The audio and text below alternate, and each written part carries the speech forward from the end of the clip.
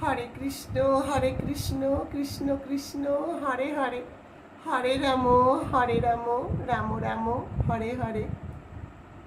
আজকে আমরা জানব পবিত্র বরুথিনী একাদশীর দিনে কোন জিনিসগুলো দান করতে হয়।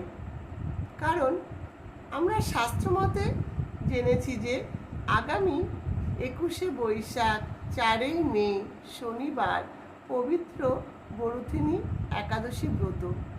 আর এই একাদশী ব্রতের দিন বেশ কিছু জিনিস আছে, সেগুলো যদি দান করা যায় তাহলে স্বর্ণদান কন্যাদানের সমান ফল লাভ করা যাবে।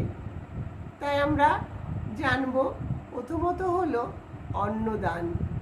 যদি এই পবিত্র একাদশীর দিনে অন্নদান করতে পারেন তাহলে মা লক্ষ্মীর কৃপা লাভ করতে পারবেন।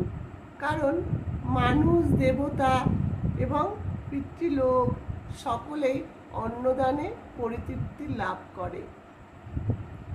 দ্বিতীয়ত হলো জলদান। বৈশাখ মাসের এই প্রখর সূর্যের তাপ থেকে রক্ষা করবার জন্য যদি পথচারীদের বা দরিদ্রদের যে কাউকে যদি জলদান করতে পারেন তাহলে মঙ্গলজনক হবে। তৃতীয়ত হলো, যদি এই পবিত্র একাদশীর দিনে ফলদান করতে পারেন তাহলে শ্রীহরি কৃপা লাভ করতে পারবেন। তাই বলবো, দরিদ্র অভাবীদের অবশ্যই ফলদান করুন।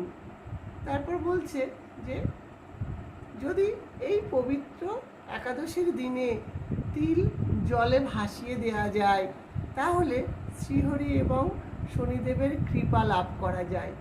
এছাড়াও তিলের তৈরি মিষ্টি দ্রব্য যদি দান করা যায় তাতেও মঙ্গল হবে। তারপর বলছে যে ছাতু দান। বৈশাখ মাসের প্রখর সূর্যের তাপ থেকে শরীরকে ঠান্ডা রাখতে যদি এই একাদশীর দিনে ছাতু দান করেন সেটাও মঙ্গলজনক হবে। তারপর ছাতা বা চপ্পল দান।